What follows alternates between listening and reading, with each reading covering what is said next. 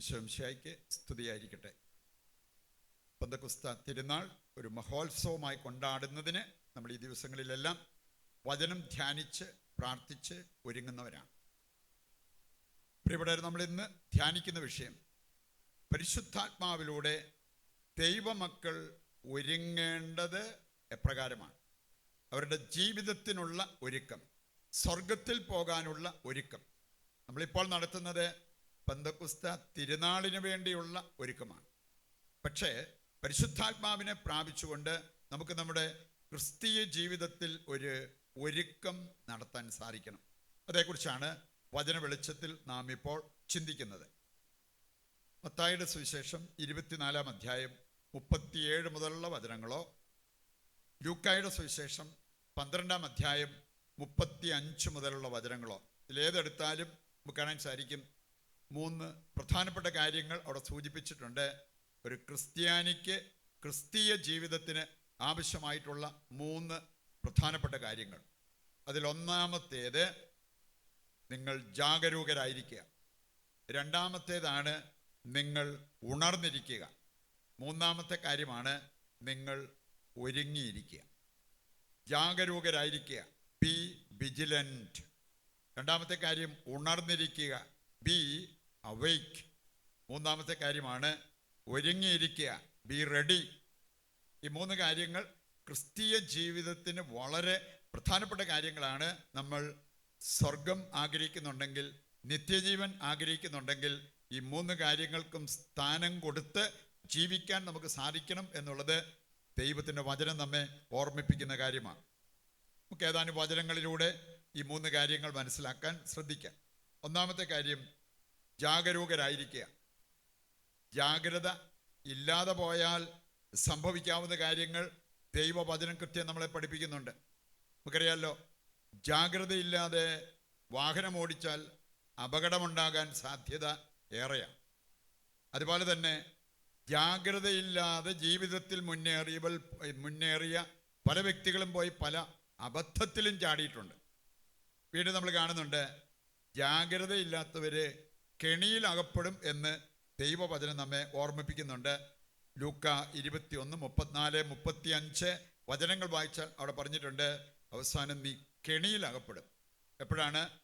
ജാഗ്രതയില്ലാതെ ജീവിതത്തിൽ മുന്നേറുമ്പോൾ. അതുകൊണ്ട് ജാഗരൂകരാകുക എന്നുള്ളത് കർത്താവ് നമ്മെ പഠിപ്പിക്കുന്ന ഒരു കാര്യമാണ്. എഫേസസ് 5:15 വായിച്ചാൽ അവിടെ പറഞ്ഞിട്ടുണ്ട്, നിങ്ങൾ അവിവേകികളെപ്പോലെ ആകരുത്, ജാഗ്രതയില്ലാത്തവരെ പോലെ ആകരുത്. മത്തായി 24:42 വായിച്ചാൽ വീണ്ടും അവിടെ പറഞ്ഞിട്ടുണ്ട്, നിങ്ങൾ ജാഗരൂകരാകുവിൻ. പറയുന്നുണ്ട്, ഈ ഒരു കാര്യം നമുക്ക് വളരെ പ്രധാനപ്പെട്ട ഒരു കാര്യമാണെന്ന് മനസ്സിലാക്കിയിരിക്കാം. രണ്ടാമത്തെ കാര്യമാണ് ഉണർന്നിരിക്കുക. 1 തെസ്സലോനിക്ക 5-ാം അധ്യായം 6-ാമത്തെ വചനത്തിൽ പറഞ്ഞിട്ടുണ്ട്, മറ്റുള്ളവരെ പോലെ ഉറങ്ങിക്കഴിയാതെ നിങ്ങൾ ഉണർന്ന് സുബോധമുള്ളവരായിരിക്കണം. ഉണർന്ന് സുബോധമുള്ളവരായിരിക്കുക. അതാണ് ക്രിസ്ത്യാനിയിൽ നിന്നും ദൈവം പ്രതീക്ഷിക്കുന്നത് എന്ന് നാം മനസ്സിലാക്കണം.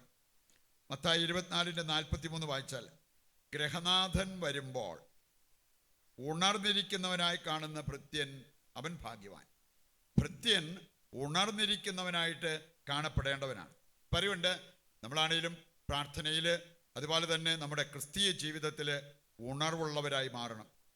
ലൂക്ക 24:22-46, ലൂക്ക 22:46 വായിച്ചാൽ അവിടെ പറഞ്ഞിട്ടുണ്ട്, പരീക്ഷയിൽ അകപ്പെടാതിരിക്കാൻ ഉണർന്നിരുന്ന് പ്രാർത്ഥിക്കുക.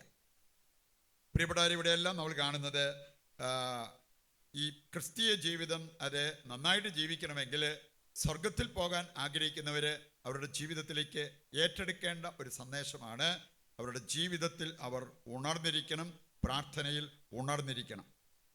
മൂന്നാമത്തെ കാര്യം, അവസാനത്തെ കാര്യം ഒരുങ്ങിയിരിക്കുക. ലൂക്ക 21:35 വായിച്ചാൽ അവിടെ പറഞ്ഞിട്ടുണ്ട്, ആ ദിവസം ഒരു കെണി പോലെ വരാം. അതുകൊണ്ട് നിങ്ങൾ ഒരുങ്ങിയിരിക്കണം. ലൂക്ക 12:40 നമ്മൾ വായിക്കുന്നുണ്ട്, ഒരുങ്ങിയിരിക്കുവിൻ, പ്രതീക്ഷിക്കാത്ത മണിക്കൂറിലായിരിക്കും അവൻ വരുന്നത്. 2 പത്രോസ് 3:10 കൂടെ എടുത്താൽ അവിടെ പറഞ്ഞിട്ടുണ്ട്, കർത്താവിൻ്റെ ദിനം കള്ളനെ പോലെ വരും. പതിവുണ്ട്, കള്ളന്മാർ നേരത്തെ ഇൻഫർമേഷൻ തന്നിട്ടല്ല വരിക. എപ്പം വേണേലും നമ്മൾ പ്രതീക്ഷിക്കാത്ത സമയത്ത് അവർ വരും. അതുകൊണ്ടാണ് ഈ 3 കാര്യങ്ങൾ ക്രിസ്തീയ ജീവിതത്തിന് വളരെ ആവശ്യമാണ്. പരിശുദ്ധാത്മാവിലൂടെ ഈ ഒരുക്കം നമ്മുടെ ക്രിസ്തീയ ജീവിതത്തിൽ സംഭവിക്കണം. ജാഗരൂകരായിരിക്കുക, ഉണർന്നിരിക്കുക, ഒരുങ്ങിയിരിക്കുക. ഏതാനും നിമിഷങ്ങൾ നിശബ്ദതയിൽ നമുക്ക് പ്രാർത്ഥിക്കാം. ഈ വചന സന്ദേശം ജീവിച്ചു മുന്നേറുവാൻ വേണ്ട കൃപയ്ക്കായി നമുക്കിനി നവേന പ്രാർത്ഥനയിൽ പങ്കുചേർന്ന് അനുഗ്രഹം പ്രാപിക്കാം.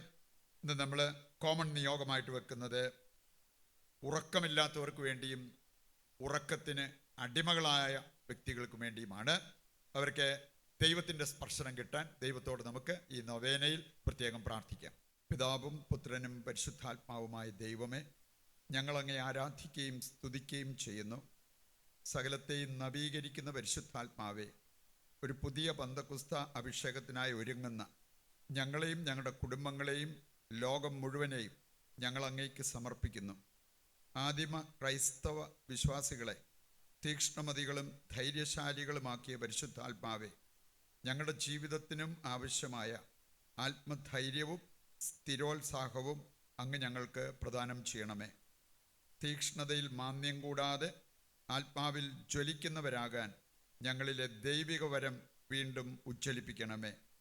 പിതാവിൻ്റെ സ്നേഹമായ പരിശുദ്ധാത്മാവെ, പന്തക്കുസ്ത തിരുനാളിനായി ഒരുങ്ങുന്ന ഞങ്ങൾ ദൈവസ്നേഹത്തിലും പരസ്നേഹത്തിലും പേരുപാകി അടിയുറയ്ക്കാനും ഉത്തരോത്തരം വളരാനും അങ്ങ് ഞങ്ങളെ സഹായിക്കണമേ.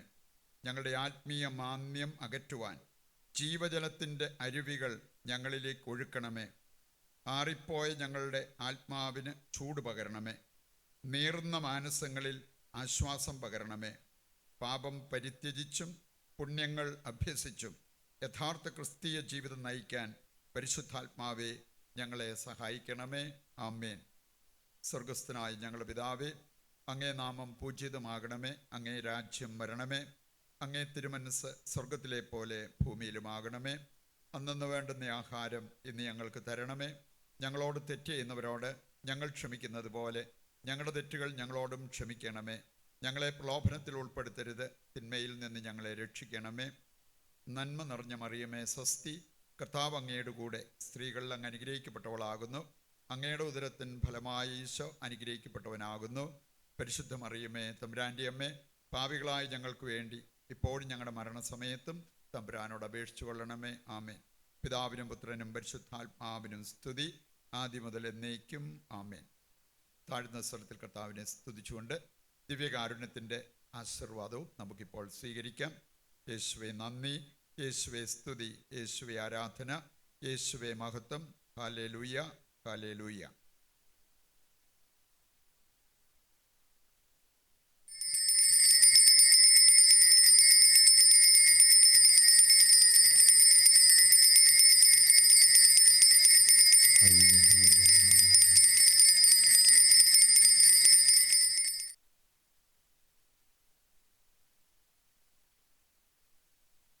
പരിശുദ്ധ പരമ ദിവ്യകാരുണ്യത്തിന് എന്നേരവും ആരാധനയും സ്തുതിയും പുകഴ്ചയും ഉണ്ടായിരിക്കട്ടെ. ഈശോ മിശിഹായ്ക്ക് സ്തുതിയായിരിക്കട്ടെ. ദൈവം നിങ്ങളെ സമർത്ഥമായി അനുഗ്രഹിക്കട്ടെ.